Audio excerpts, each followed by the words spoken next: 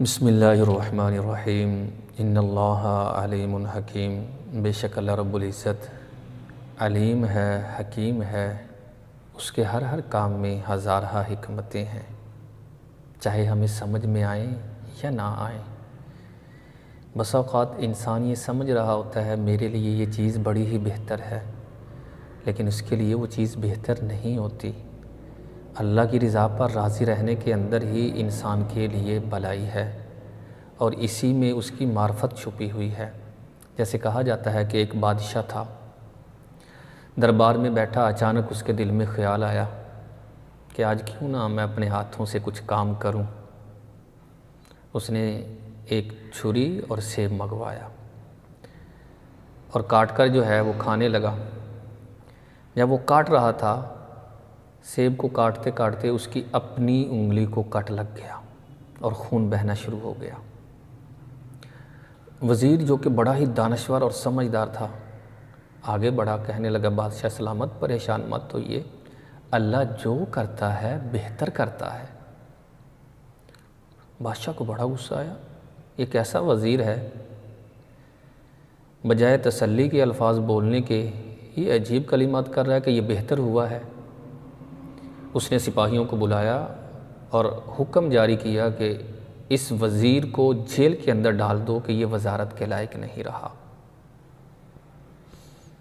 چند دن گزرے تو بادشاہ کا شکار کو دل کیا، اس نے اپنے سپاہیوں کو ساتھ لیا، جنگل کی طرف چل پڑا۔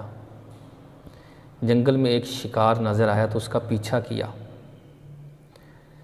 جب پیچھا کیا تو اس قدر تیزی کے ساتھ اس کا پیچھا کیا کہ اپنے ساتھیوں سے جدا ہو گیا، سپاہیوں سے جدا ہو گیا اور آگے نکل گیا، اور جنگل کے اس حصے میں پہنچ گیا جہاں آدم خور رہتے تھے۔ انہوں نے بادشاہ کو پکڑ لیا۔ بادشاہ نے بڑا کہا، میں بادشاہ ہوں، میں اس ملک کا والی ہوں، میں یہ نظام چلاتا ہوں۔ انہوں نے کہا کون بادشاہ، کون نظام چلانے والا؟ ہمیں یہی پتہ ہے کہ جو انسان ملے ہم نے اس کا خون پینا ہے اور اس کا گوشت کھانا ہے۔ بادشاہ کو پکڑ کر ایک درخت کے ساتھ باندھ دیا گیا۔ اتنے میں ان آدم خوروں کا ایک بڑا پیشوا آیا، اس نے آ کر بادشاہ کا معائنہ کیا، بڑی غور سے بادشاہ کو دیکھا۔ دیکھنے کے بعد اس نے سوال کیا، تمہاری انگلی پر کیا ہوا ہے؟ بادشاہ نے کہا یہ کٹ لگا ہے۔ اس نے حکم جاری کیا، اسے چھوڑ دو، کیونکہ ہمارا یہ قانون اور اصول ہے، جس آدمی کے اوپر کٹ ہو ہم اسے نہیں کھاتے۔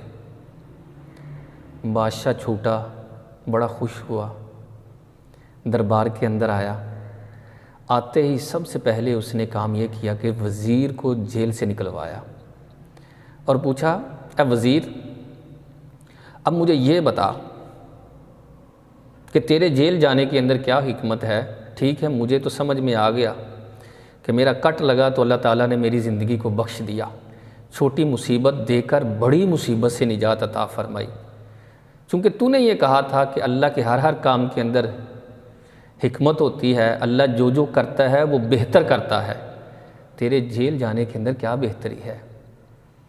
وزیر بڑا سیانہ تھا، اس نے کہا بادشاہ سلامت، میں آپ کا سچا اور وفادار غلام ہوں، میرے دل میں آپ کے لیے بڑی عقیدت ہے، اور یقیناً مجھے آپ نے ساتھ لے کر جانا تھا۔ جب میں آپ کے ساتھ جنگل میں جاتا تو آپ کے ساتھ جنگل میں آگے نکل جاتا اور جنگل کے اس حصے میں پہنچ جاتا جہاں آدم خور ہوتے۔ آپ کے جسم پر تو کٹ تھا، آپ نے بچ جانا تھا، میرے جسم پر کوئی کٹ نہیں تھا، میں نے مر جانا تھا۔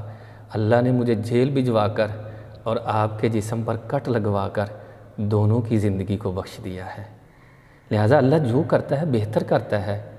بس اوقات انسان یہ سمجھ رہا ہوتا ہے میرے لیے یہ چیز بہتر ہے، لیکن اس وقت وہ چیز اس کے لیے بہتر نہیں ہوتی۔